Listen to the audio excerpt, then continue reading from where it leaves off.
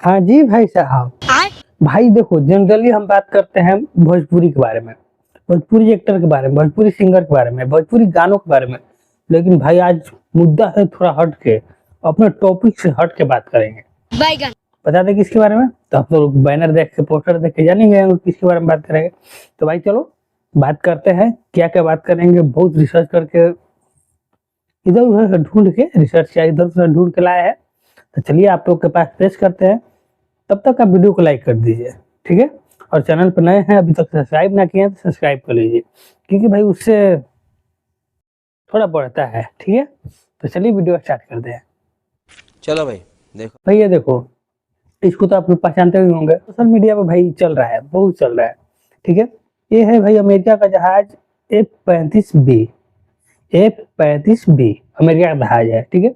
जहाज का लड़ाकू विमान है भाई। ये अभी तक के दुनिया में सबसे उन्नत किस्म का है। एक है रूस के पास, जिसको बोलते हैं शायद व्हाइट हंस, ऐसे कुछ बोलते हैं। और एक है, दोनों के भाई टक्कर चलता है। अरे कहना क्या चाहते हो? ये है F-35B।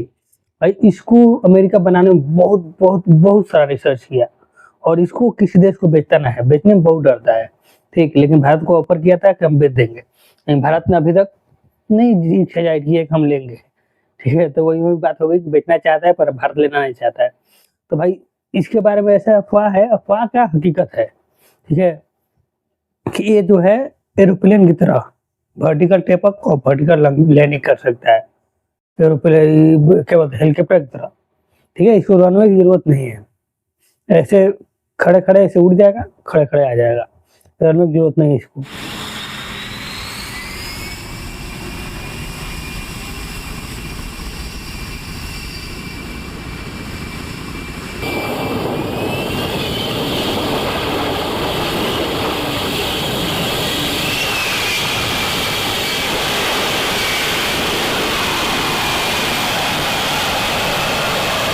सबसे काबिलियत यही है इसका। दूसरा काबिलियत यह है कि फिफ्थ जनरेशन का फाइटर जेट है, 5वीं पीढ़ी का। ये रडार में पकड़ में ना आता है, ठीक है। तो अमेरिका भाई इसके दम पे मन चाहा, भाई जब मन चाहे जब किसी के भी क्षेत्र में घूमते रहो, पकड़ में तो आएगा नहीं किसी को, तो घंटा पता चलेगा कि वो आया था कि नहीं आया था। मान लीजिए ये कोई देश है, इसके ऊपर से फ्लाइट उड़ के देख के चला गया, रडार में आया ही नहीं, क्या पता चलेगा फ्लाइट आया था, क्या आया था, क्या नहीं आया था। तो अमेरिका यही खासियत है, तो अमेरिका भाई इसका फायदा उठाता है।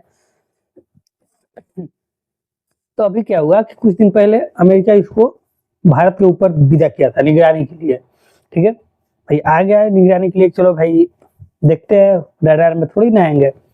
लेकिन भाई भारत के जैमर सिस्टम और रडार इतना ताकतवर है कि भाई इसको पकड़ लिए। ओहो आए हो, आओ आओ तुम नाश्ता पानी कराते हैं। और पकड़ के इसको ऐसा जाम किए, कुछ सिस्टम होगा कि कुछ डाले होंगे, क्या बोलते हैं वो जो रेडियो फ्रिक्वेंसी होता है, जो सैटेलाइट से अपना लेता है, उसी को जाम कर दिए होंगे, बात करने के कुछ कहे होंगे, ठीक है। तो इसमें तकनीकी खराबी देखने लगा। तब भाई तकनीकी खराबी के कारण इसको लैंडिंग करना पड़ा। और कहीं कहीं तो भाई ये भी है कि भारत के जो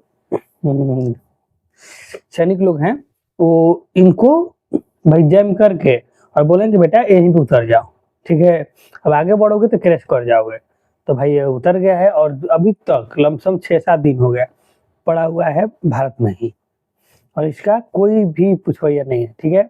अमेरिका कहने नहीं आया कि मेरा जहाज दे दो या कुछ भी, चाहे अभी तक न्यूज नहीं आया है, अमेरिका की तरफ से कोई बोला भी नहीं है कि हाँ मेरा एक फाइटर जेट वहाँ पे है, नहीं कुछ भी ना।